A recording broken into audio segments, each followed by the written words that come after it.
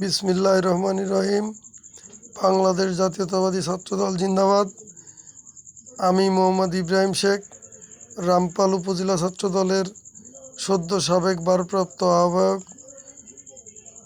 বিগত 17 বছর অনেক মামলা হামলা জেল জুলুম উপেক্ষা করে আওয়ামী লীগের বিরুদ্ধে সবসময় সোচ্চার কণ্ঠে প্রতিবাদ করেছি। আপনারা রামপালবাসী সবাই জানেন, আমরা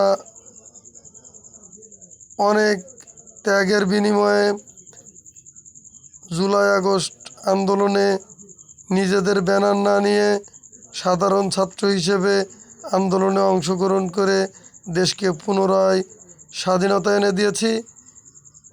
5 তারিখের পরে এসে বিএনপির সামনে ভোটের নির্বাচনে জিতব এই আশা রেখে আমরা এগিয়ে যাচ্ছি। দলের অনেক কর্মকাণ্ডে আমাদের দেখা যায়, আপনারা সবাই জানেন। কিন্তু 5 তারিখের পরে এসে 5 আগস্টের আগে অনেকেই বিএনপির পরিচয় দিত না। সেই সব মানুষগুলো এখন মাঠে ময়দানে বিভিন্ন রকম বিশৃঙ্খলা, আওয়ামী লীগের দালাল, আওয়ামী লীগের কিছু লোকজন বিএনপির লোকদের পুঁজি করে বিএনপির লোকের সাথে বিভিন্নভাবে ঝামেলা নৈরাজ্য সৃষ্টি করে দিচ্ছে। এটা আমরা ধিক্কার ভরে ঘৃণা জানাই, প্রতিবাদ জানাই। এতে আমাদের সামনের দিনগুলো খুব কঠিন হচ্ছে। আমরা তারেক রহমানকে দেশে ফিরিয়ে আনব এই আশা রেখে সবাইকে নিয়ে কাজ করে যাচ্ছি। তারপরেও আমাদের কিছু দালাল আওয়ামী লীগের ইন্ধনে আমাদের উপর বিভিন্ন রকম হামলা মামলা এগুলো করতেছে, মিথ্যা মামলা করতেছে।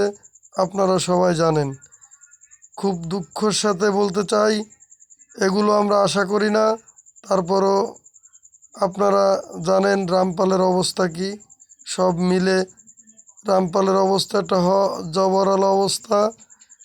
আমরা এর জন্য প্রতিবাদ বারবার করেছি, প্রতিবাদ মিছিল, প্রতিবাদ সমাবেশ সব কিছুতেই অংশগ্রহণ করেছি। আশা করি আইন শৃঙ্খলা বাহিনী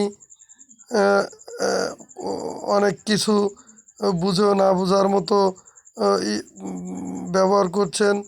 আমরা আশা করি আপনারা এই জায়গা থেকে ফিরে আসবেন, দেশে শান্তি শৃঙ্খলা বজায় রাখবেন, সবার আগে বাংলাদেশ। এই কথা বলে আমি আমার সংক্ষিপ্ত বক্তব্য এখানে শেষ করছি।